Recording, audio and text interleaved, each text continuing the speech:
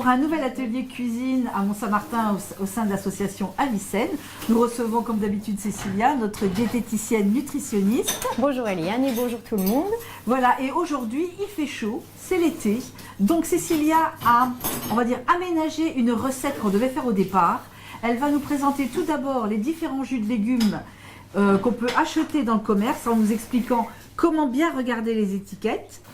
Alors donc aujourd'hui je vais vous parler des jus de légumes tout simplement parce que parfois on n'en a plus dans notre réfrigérateur ou bien on n'a pas envie d'en cuisiner, donc ça arrive à tout le monde. Et donc les jus de légumes peuvent être utiles pour remplacer votre portion de légumes. Simplement il faut que vous puissiez apprendre à lire les étiquettes. Alors vous voyez par exemple on a un jus de tomate ici, c'est inscrit sans sel. Alors si on veut vérifier, on retourne notre bouteille et là vous pouvez voir ici le sel. Et c'est indiqué 0 pour 100 ml. Donc ce qui signifie que pour la totalité de la bouteille, on a 0 g de sel. Donc ça c'est très bien pour les personnes diabétiques, mais aussi pour les personnes qui ont l'hypertension artérielle. Et ensuite, si on veut choisir d'autres produits, eh bien il faudra toujours regarder la quantité au dos de votre bouteille. Donc je les ai mises dans l'ordre justement pour vous faire un petit classement. Alors, vous voyez ici, on a la teneur en sel, 0,03 g pour 100 ml. Pour avoir la teneur au litre, vous multipliez par 10, ce qui va faire 0,3 g. Moins d'1 g de sel pour 1 litre, donc ça c'est parfait. Par contre, à l'extrême, je vous en ai mis une petite ici, où là on a un mélange de différents légumes. Et si on retourne notre tableau, on va avoir la teneur en sel, 0,4 g pour 100 ml. Si vous multipliez par 10, ça fait 4 g de sel au litre. Donc ça, c'est quand même beaucoup, sachant que les recommandations en sel sont de 6 g par jour pour une personne. Donc c'est l'équivalent d'une petite cuillère à café. Ah, d'accord. On Oui. a appris quelque chose aujourd'hui. Voilà, donc c'est pas beaucoup finalement, puisque naturellement, dans les aliments, on va avoir déjà du sel, du sodium, qui vont déjà apporter une partie justement des recommandations. Donc c'est la raison pour laquelle il faut toujours faire attention à ce genre de produit qui va déjà être préparé à notre place. Voilà, Cécilia, merci pour tous ces conseils sur les jus de fruits et les jus de légumes. Oui. Puisque la dernière fois c'était les jus de fruits, là c'est les jus de légumes. Oui. Après, vous nous avez préparé pour aujourd'hui, une journée où il fait quand même relativement chaud, des recettes rafraîchissantes. Donc vous avez aménagé une recette qu'on avait prévue au départ, le couscous végétarien, et vous nous l'avez fait préparer par les dames de l'association de façon fraîche, c'est-à-dire crue. C'est ça.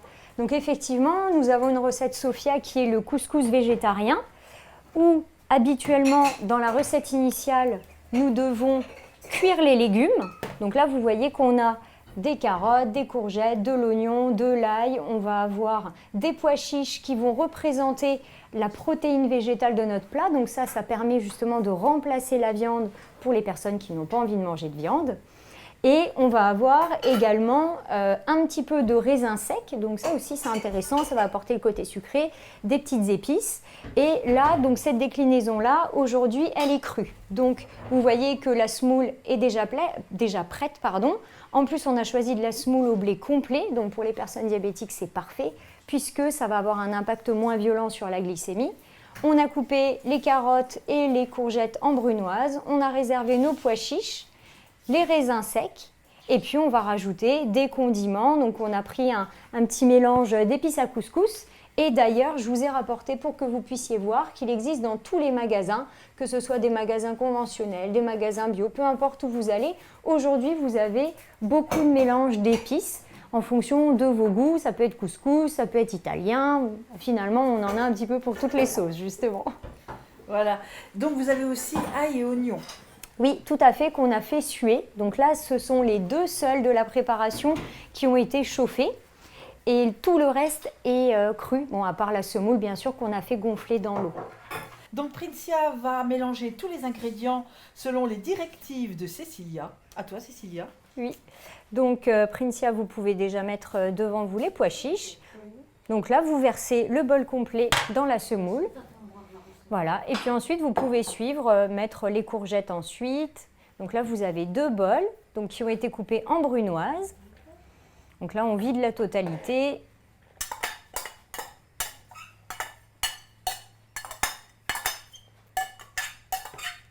Voilà, c'est très bien. Donc vous pouvez mettre le deuxième bol. Donc l'avantage de garder les légumes crus, ça va être de pouvoir conserver les vitamines et les minéraux qui vont être très importants. En plus, on est quand même en saison. Là, c'est la saison des courgettes, donc il faut en profiter pour les manger crus.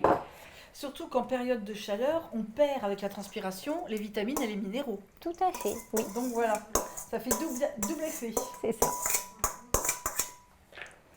Voilà, et puis donc on va terminer avec nos petits raisins secs. Les oignons et l'ail qui ont tué. Donc là, les raisins secs, c'est intéressant aussi de les laisser tels quels parce que finalement, ils ont été simplement déshydratés.